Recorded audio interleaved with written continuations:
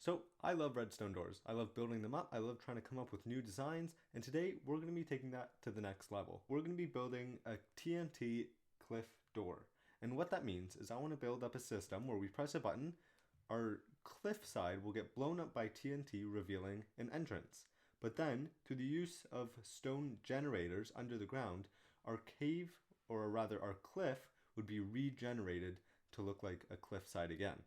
Now, I don't want our cliff to just look like a bare, flat wall, but I want to see if we can actually add in a bit of realistic design that will be regenerated each time our door blows up to really make it look like the side of a mountain. And for any of you that might not know what a stone generator is, this is a stone generator. So what we have is lava and water. And when there's flowing water underneath flowing lava, that will produce stone. So if we turn this thing on, as you can see, we are getting stone generation.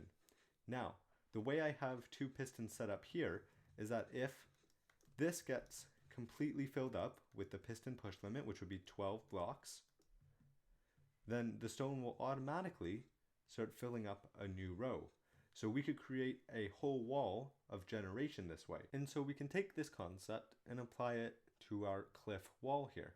And so we'll just have stone generators underneath, and then every time the TNT blows up a portion, they should be automatically regenerated.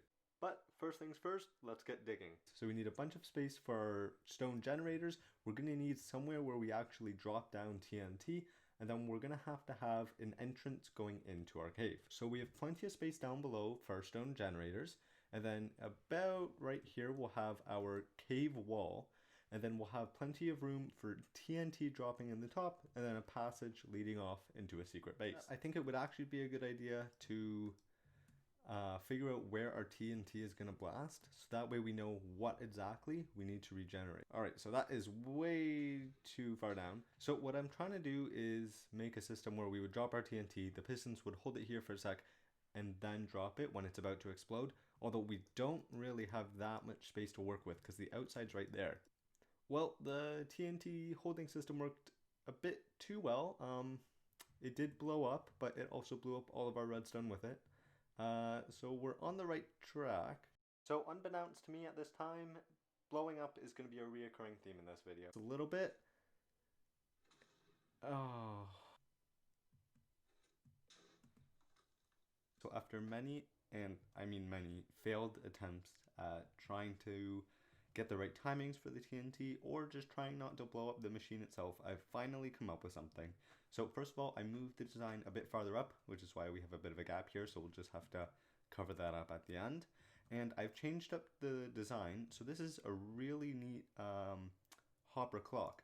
So you put how many items you want in, and then it's fully customizable to give you a certain redstone output length. So when we click this button, the pistons will extend, the TNT will fire, and then our pistons will drop, blowing up the TNT at pretty much the exact location that we want. The thing is, I do want this height for the blast, so I'm thinking that we actually build another clock which will set off another piece of TNT that will blow up a bit farther down. So it should be simple, it should just be copying this over to this side. But after everything that's happened, there is a possibility that I end up blowing this all up. Alright, so after many headaches, I've finally finished the TNT part of this. So, I've brought the button outside here, and if we click the button, our TNT will activate and will drop down.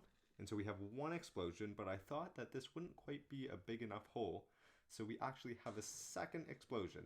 Now, I am going to have to work on trying to figure out how to make the grass not blow up, just for entrance in, but this is a decent size hole that we can now walk into our secret cave. So the next part is, along this line right here, we are going to need some stone generators. So when our stone is generated here, this piston will push the stone onto this line here.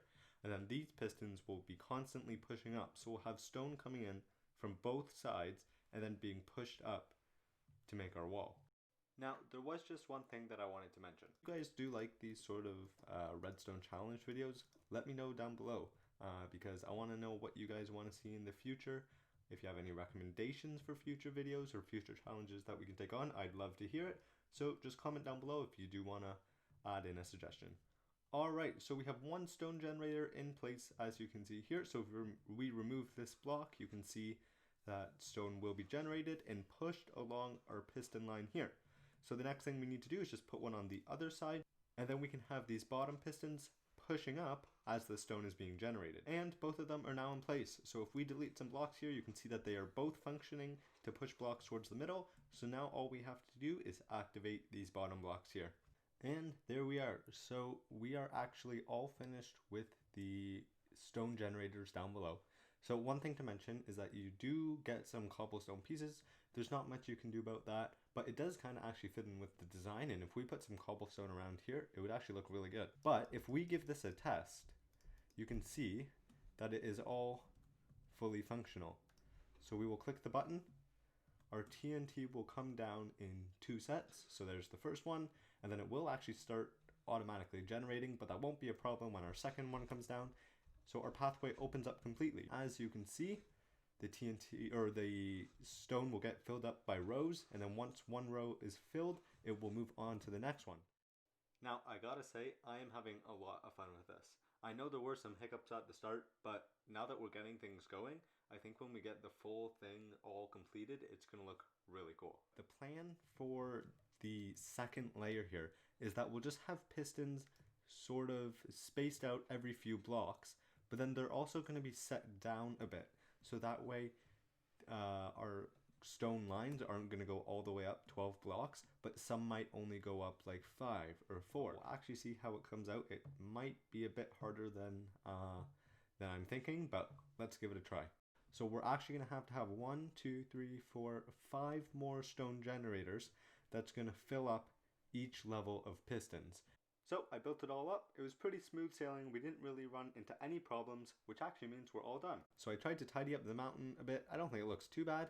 And if we take a look underneath before we do the whole system, let's just take a look at what we have. So we just have a bunch of redstone lines, and we needed for this bottom part, I said originally 5, but we actually needed 3 generators because we can kind of push the blocks around from the different generators to different heights and different lines just using a big piston setup, which you can see here.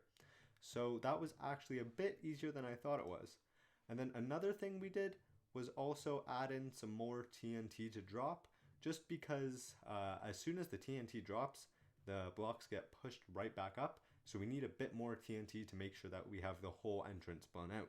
And now time for the moment we've all been waiting for. So without further ado, let's give this a test. So we can press our button, wait for the TNT to drop. And there we go. So that's our first blast there. Second blast. And there we go. So our whole cave is completely cleared out. We can walk on into our base, and then the whole thing will repair itself once again.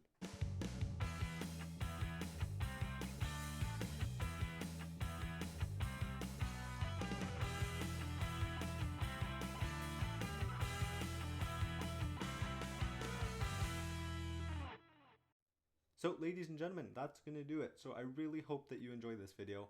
I really enjoyed building up this redstone project. It was a bit of a challenge, but it was a lot of fun. And the end result, I think, turned out really cool. So if you like this video, let me know down below, and I'll see you in the next one.